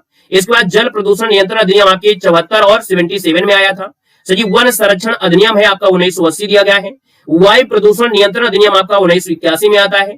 पर्यावरण संरक्षण अधिनियम आपके सर जी 1986 में आता है। ध्वनि प्रदूषण कानून सर जी सन 2000 में बनकर तैयार होता है। जैव विविधता अधिनियम आपके 2002 में आता है। राष्ट्रीय जल नीति सजी 2002 में आती है। राष्ट्रीय पर्यावरण नीति 2004 में है। वन अधिकार सजी आपका 2006 में है। ये आपके पॉइंट हो गए। लास्ट पॉइंट बचता है गांधी जी से।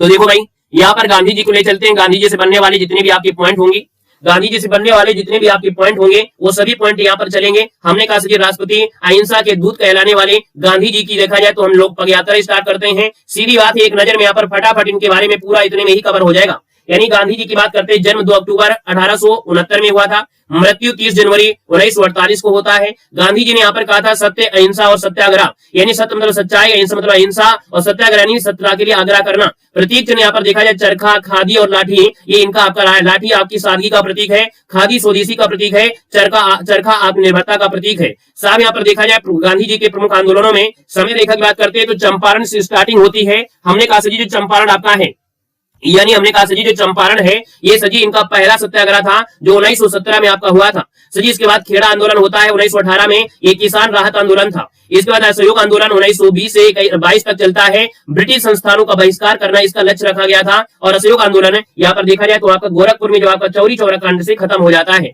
सविना वज्ञा आंदोलन है 1930 में, यह ब्रिटिश कानूनों का उल्लंघन था। यहाँ पर इसके बाद शुरुआत होती है दांडी मार्च, जो कि एक नमक सत्याग्रह था और नमक कानून तोड़ना इनका एक लक्ष्य था, याद रखिएगा। भारत छोड़ो आंदोलन 1942 होता है। करो या मरो का जो आह्वान किया था, करो या मरो का नारा जो दिया था सजी यहीं पर आपका दिया था। यहाँ पर देखा जाए तो सजी आपसे दिया गया है, यहाँ पर कुछ महत्वपूर्ण बिंदु बनते हैं। भारत के पहले जन नेता यही आपके हैं, अहिंसा को राजनीतिक हथियार के रूप में इस्तेमाल किया। महिलाओं, किसानों, छात्रों को लामबंद किया। महिलाओं, किसानों को लामबंद यहाँ पर हो गया, संता एक जन आंदोलन बदल दिया, ये आपके हुए। सर जी यहाँ पर लाभ बचता है, एक विटामिन से बचता है। हमने कहा सर जी विटामिन से आपको यहाँ पर देखा जाए तो आपके शॉर्ट में आपको विटामिन मिल जाएंगे, यानी यहाँ पर देखा जाए विटामिन की, यहाँ पर देखिए कि जो विटामिन ए है सर जी इसको बोलते हैं रेटिनॉल। क्या बोलते हैं? विटामिन ए को बोलते हैं सर रेटिनॉल बोलते हैं। विटामिन ए जो आपका रेटिनॉल है, और विटामिन ए सर जी कैसे मिलेगा? अगर आप अंडा, पनीर और हरी सब्जी खाते हैं तो विटामिन ए आपको मिल जाएगा।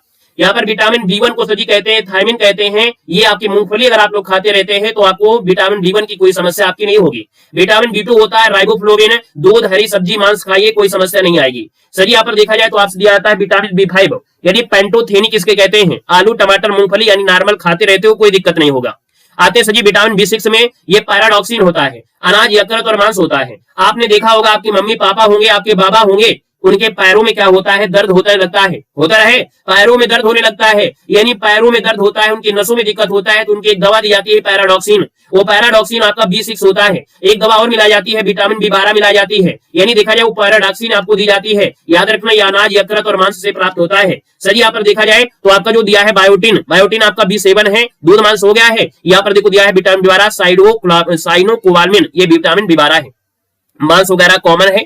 एस्कर्बिक अम्ल होता है विटामिन सी। यहाँ पर देखा जाए टोकोफुराल होता है आपका, ई होता है, कैल्सीफेरॉल होता है, डी होता है, और फ्लिकोनोन होता है जो आपका के होता है। ठीक है ना। यहाँ पर सर जी आपका दिया है वाद्य यंत्र और का वादक दिया गया है। यानी अगर हम बात करते हैं सर जी तबला की, क्या बात करते हैं सर जी? तबला की बात करते हैं। तो यहाँ पर देखो हमने कहा तबला वादक की अगर बात कर लेते हैं तो यहाँ पर देखिए जो सर जी आपकी जाकिर हुसैन हुए हैं, यानी हमने कहा सर जी तबला वादक, यानी तबला वादक की बात करते हैं तो जैसे सर जी आपकी जाकिर हुसैन है, जाकिर हुसैन सर जी तबला वादक रहे हैं और इनको पद्म श्री, पद्म भूषण दिया गया है।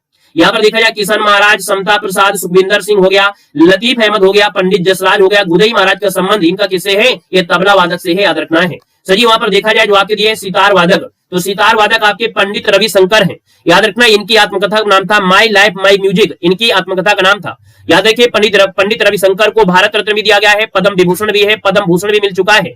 साथ ही यहाँ पर देखा जाए सितार वादक में देखा जाए तो आपके विलायत खान का नाम बहुत नाम लिया जाता है, विलायत खान का। साथ में यहाँ पर शहीद परवेज का भी नाम लिया जाता है, यानी ये नाम क्वेश्चन आपको मिल जाते हैं। यहाँ पर देखा जाए सर जी आपके बांसुरी वादक की बात करते हैं तो हमने कहा सर जी बांसुरी वादक की बात करते हैं तो हरिप्रसाद चौरसिया, यानी हरिप्रसाद चौरसिया का जो संबंध है वो साथ ही आपकी बांसुरी वादन से आपका है। हमने कहा सर जी इनके साथ साथ बांसुरी वादन में हरिप्रसाद चौरसिया, पन्ना लाल घोष, है ना, ये महत्वपूर्ण आपके होते हैं। जब बात करते हैं सर जी संतूर वादन की तो ये संतूर आपका है। संतूर वादन में देखा जाए शिव कुमार शर्मा जो आपके आते हैं, सबसे ज्यादा यही पूछा जाता है, याद रखना है। जो पूछे जाते हैं उतना ही हम आपको बताएंगे, एक्स्ट्रा बताने की कोई आवश्यकता नहीं है। यहाँ पर आते हैं सर जी शहनाई वादक में, तो हमने कहा शहनाई वादक में देखिए आपके बिस्मिल्लाह खां, यानी बिस्मिल्लाह खां का जो संबंध है वो सर जी आपके किससे है? आपके शहनाई से है। याद रखना है बिस्मिल्लाह खां को भारत रत्न में दिया गया है, पद्म विभूषण दिया गया है, पद्म भूषण दिया है, पद्म श्री भी दिया है।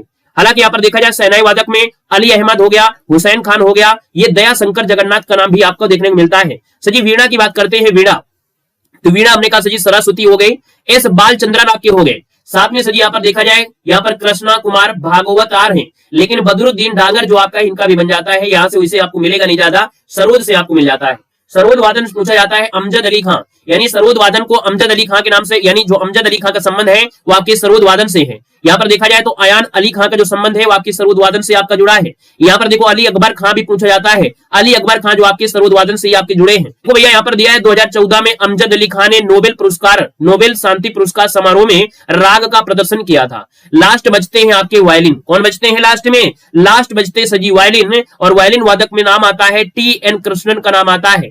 साथ में देखा जाए तो आपका L सुब्रमण्यम का नाम आता है जो वायलिन वादक में यहाँ पर होते हैं। सर जी याद रखना है। बाकी विष्णु गोविंद जोग हो गया, लाल गुडी आपके हो गए। तो सर जी इस प्रकार से हमने यहाँ पर जो कुछ नोट्स हमने लिया था, हमें लगता है कि यहाँ से डायरेक्ट क्वेश्चन आपको मिलते होंगे एग्जामों में। और इस प्रकार से यहाँ पर ये क्लास क्या होती है आपकी कंप्लीट होती है, जिसमें आप देख सकते हैं सुपरफास्ट तरीके से आपने टेस्ट पेपर को सॉल्व किया, काफी अच्छे क्वेश्चन भी रहे हैं। कुछ महत्वपूर्ण आपको देखिए महत्वपूर्ण जो आपके पॉइंट होते हुए आपको पढ़ाए दिए जाते हैं, और जल्द ही आपको प्रयास करेंगे जैसे हम थोड़ा सही हो जाएंगे, है ना, थोड़ा सही हो जाए तो इसके बाद आपकी क्लासें वैसे आपकी पुनः आपकी स्टार्ट हो जाएंगी, क्योंकि सर्वाइकल की समस्या है। अब हफ्ता भर तो कम से कम लगता ही लगता है, ठीक है ना, मतलब नॉर्मल होने में नहीं, मतलब दर्द को कम होने में, ठीक है। बाकी वो जैसे जैसे हमारे दिनचर्या होगी, परिवर्तन होगा, दर्द कम होगा तो फिर व्यायाम करना होगा, उसके हिसाब से भी धीरे धीरे क्लासें आपकी ज़्यादा हो जाएंगी। चलिए तो आज के लिए इतना रखते हैं, मिलते हैं नए सेशन में। धन्यवाद सभी को, जय हिंद, वंदे मातरम।